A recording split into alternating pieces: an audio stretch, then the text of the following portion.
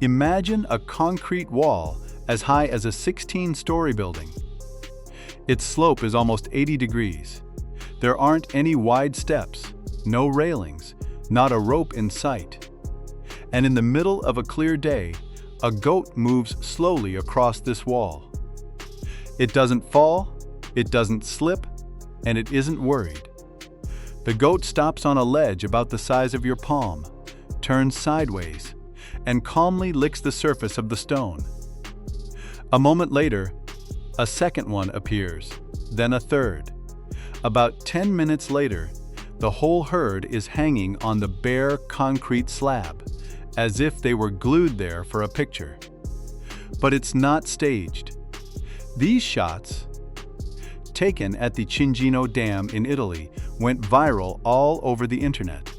And people in the comments still claim it's Photoshop, that it's impossible. But it's real.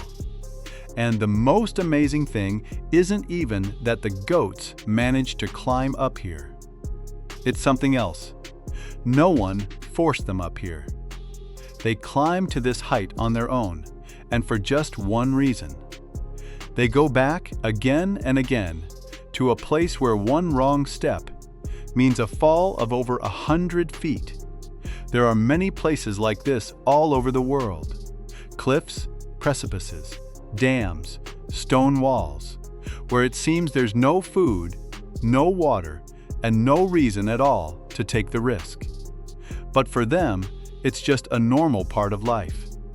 So what is so valuable up there, where no other living creature would voluntarily go?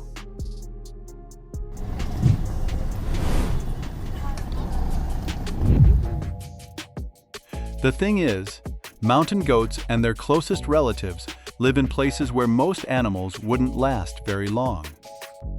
High cliffs, rocky scree, narrow ledges, places where a piercing wind blows in the winter, and the rocks bake in the summer sun. For them, these territories aren't a challenge, they're simply home. And true mountain goats don't just live in the Alps.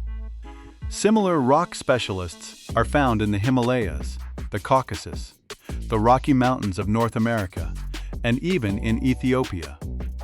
Each species has its own behavioral quirks, but their love of heights is strikingly similar. From the outside, it seems like they've chosen the most inconvenient corners of the planet. It's hard for a person to understand why you would voluntarily settle somewhere where even a single step is terrifying. But animals have their own ideas about comfort, and they're very different from ours. If you look at a mountain slope from below, it looks almost empty. Rocks, sparse grass, sheer drops. But for the goats, it's a whole world. They remember every crack, every ledge, every comfortable spot where they can safely spend the night. Sometimes the herd climbs so high that the clouds are below them. The wind blows freely between the rocks, and all you can hear is the clatter of hooves on stone. Although the young goats frolic on the ledges as if they were playing on a flat lawn. It's a little unsettling to watch. A few times I caught myself starting to mentally picture safety ropes for them. It's so strange to see an animal standing calmly, where a person wouldn't even want to get close to the edge. Being up high gives the goats an excellent view. It's easier to spot danger from above. Plus, there's not much competition up here. Not every animal is willing to scramble for the sparse grasses and shrubs clinging to the rocky walls. However, this still doesn't answer the main question. Because on that very Italian dam, there are no shrubs or green grass, just bare concrete. And yet, the goats have been coming there for many years in a row. The locals have long gotten used to these visits. But tourists, seeing something like this for the first time, usually freeze, pull out their phones, and start recording. The scene looks just too weird, as if the laws of physics decided to make an exception. It's not a matter of the animal's courage or recklessness. The reason is much more down to earth and, at the same time, really fascinating. The answer is actually very simple. The goats don't go there for the grass. They need the rocks. Or, more specifically, the salt and other mineral elements that build up on the surface of the concrete. Water gradually leaches them out, and for the animals, it's a real natural buffet. If you look closely at the videos from the dam, you can see that the animals aren't running around or making a fuss. They walk slowly, tilt their heads, and lick the surface for a long time. It's like someone sprinkled their favorite treat all over the place. From a distance, it looks like an almost surreal sight. For them, salt isn't just a craving. Their bodies are constantly losing sodium and other minerals. This is especially true in the summer when they move around a lot and eat fresh plants. And in mountainous regions, these substances are often desperately scarce. So they have to literally get them from the rocks. Places like this are known all over the world. For example, in Canada, mountain goats can stand for hours at salt licks seeping out of the ground. Sometimes they lick the rocks so much that they become shiny. Hundreds of generations of animals were doing this long before humans ever showed up. There are old hunters' logs that describe entire routes leading to these salt licks. The animals use these trails for years. Young goats just follow the adults and eventually start leading their own young there. But salt doesn't solve every problem. Even if it's absolutely essential, the question remains: how do they manage to hang on to a nearly vertical surface? That's where some real natural engineering comes into play. When I started studying the structure of their hooves, I'll be honest, I was expecting to see something fantastic. Maybe some kind of hooks or special claws. But it turned out to be way more interesting. Because the real secret is in the soft part that almost no one pays attention to. A mountain goat's hoof is made of a hard outer edge and a softer inner pad. The hard part grips the tiniest ledges, while the soft part acts like a cushion and at the same time increases traction. The result is something like a combination of a climbing boot and a rubber sole. On top of that, each hoof can spread apart slightly. This lets the animal sort of wrap around the rock. Even the smallest ledge becomes a secure foothold. Where a person would see a smooth wall, a goat will find several points of contact. The most impressive part is watching them from the side.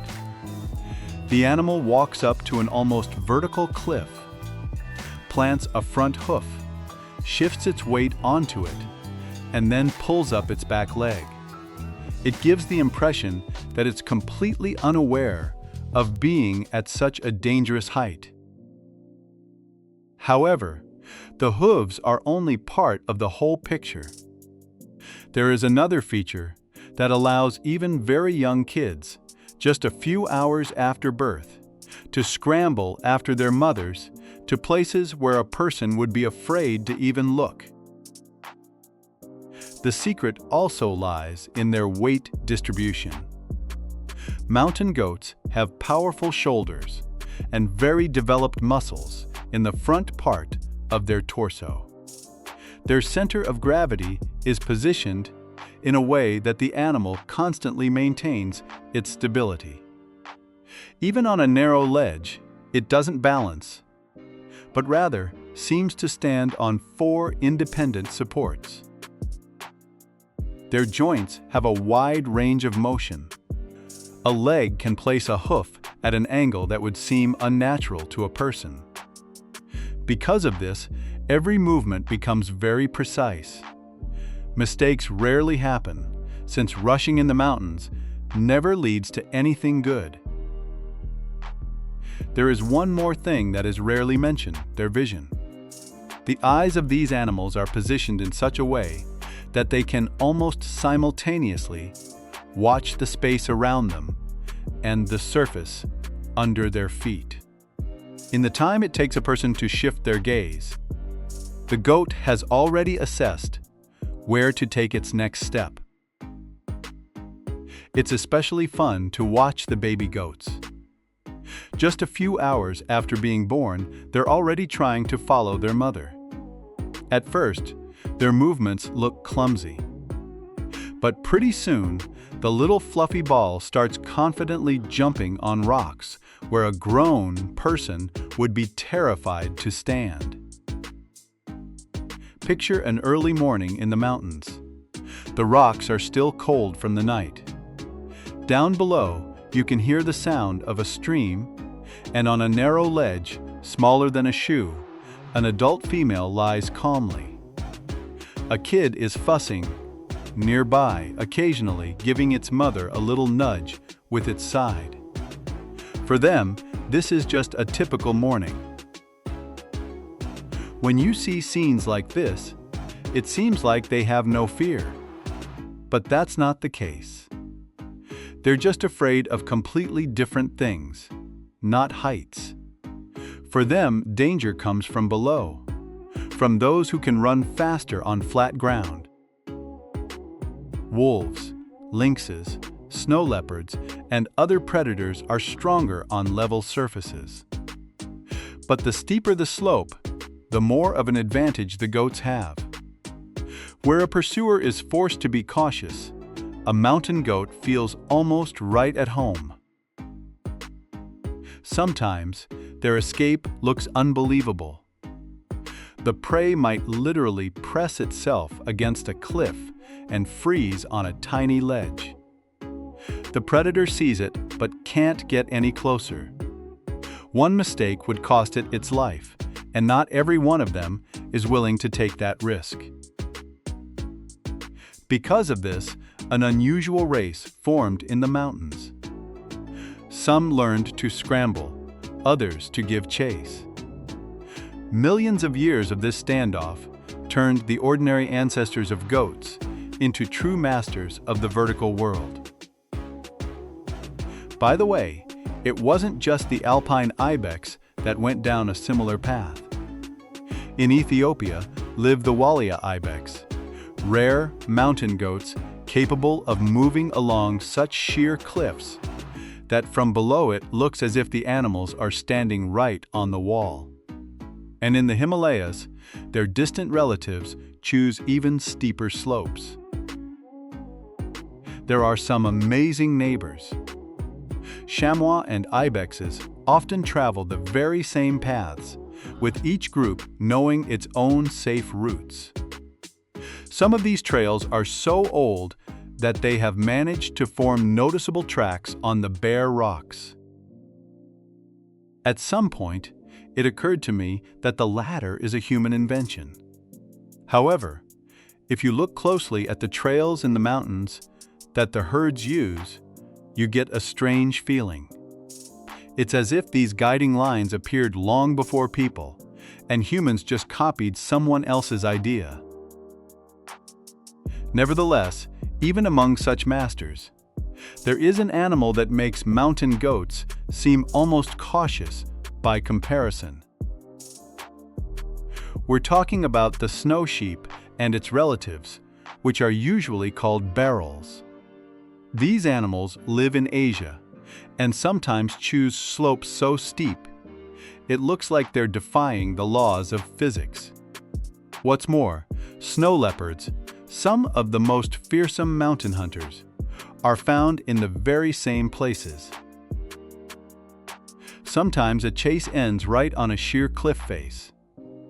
There's footage where the prey and the predator are literally just a few feet apart. In moments like these, it's not claws and teeth that matter, but the ability to hold on to the rock. In this world, balance becomes a matter of life and death. By the way, it's not just hoofed animals that have mastered vertical slopes. In South America, similar rocky areas have been claimed by viscaches, large relatives of the chinchilla. And in Africa, hyraxes climb the cliffs thanks to the moist pads on their paws.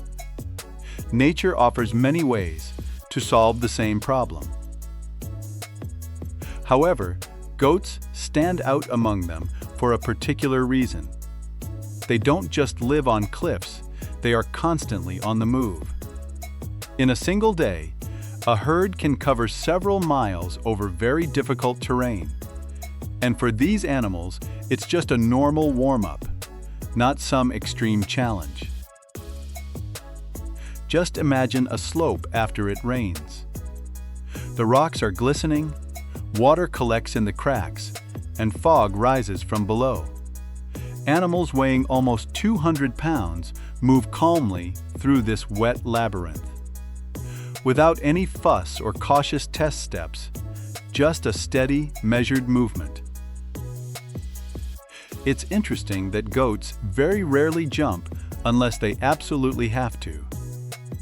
Movies often show them making risky leaps across deep gorges. But in real life, these animals try to conserve their energy. Most of the time, they move around surprisingly calmly, choosing the safest routes. Scientists have noticed another interesting fact. In a herd, there are almost always experienced animals who seem to know the path in advance. The young kids follow them and gradually memorize the safest trails. This is how a kind of memory is formed, which is passed down without maps or other directions. Reading the biologist's reports, I was particularly surprised that the word courage almost never comes up. As a rule, they talk about habits, experience, and the degree of adaptation. What seems like heroism to a person is just business as usual for goats. However, sometimes these animals encounter something completely new to their world. For example, roads, bridges, mines, tunnels, and giant concrete structures created by humans. And that's where a whole different story begins. In the Alps, people have long noticed a phenomenon where goats like to appear not only near dams. They are attracted to old stone structures, bridge supports, and even tunnels where mineral salts accumulate on the surface. Unknowingly, humans are creating new places of attraction for them. There have been cases where a herd would come to mountain roads and lick the asphalt for a long time. The reason turned out to be pretty simple. After winter, traces of salt, which is used to treat the highways, remained on the road surface. For drivers, this looked unusual, but for the goats, it was a real jackpot. Sometimes encounters like these can be dangerous. The goats get so caught up in their search for minerals that they walk right out onto the road. In some mountain areas, drivers are warned about the possibility of such unusual pedestrians appearing on the road. Nevertheless, while I was gathering information, I couldn't shake the feeling that we are looking at these events too superficially. It seems to us that the goats are doing crazy things. But maybe there's something much deeper going on than just a craving for salt, or the ability to walk confidently on rocks. For most people, cliffs are associated with danger. Our brain perceives the world around us through the lens of human experience. But for a mountain goat, the danger lies somewhere else entirely. It isn't scared at the top, but down below in the open space, where it could get surrounded and trapped. This creates an interesting paradox. What seems like an almost reckless risk to a person is the most reliable method for a mountain goat. Over millions of years, natural selection has eliminated those that had a poorer feel for the rocks, misjudged distances, and made mistakes more often. Scientists have long noticed that hoofed animals living in the mountains expend less energy moving around than expected. Their bodies are built in a way that the constant climbs and descents do not tire them out. For an ordinary person, such a day would be a serious ordeal. But for them, it is a completely familiar route. There is an interesting fact. If you relocate young animals to calm, flat regions, they still gravitate towards high ground. They climb hills, mounds, and rocks. It is as if they have an internal world map, where altitude means safety and a familiar order. When studying their movements, engineers did not pay attention to their horns or muscles.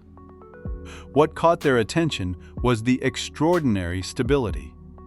Several robotics companies have admitted that they drew inspiration for their machines specifically from mountain animals. This is how robots came to be, ones that can move through rubble, pipes, and over uneven surfaces.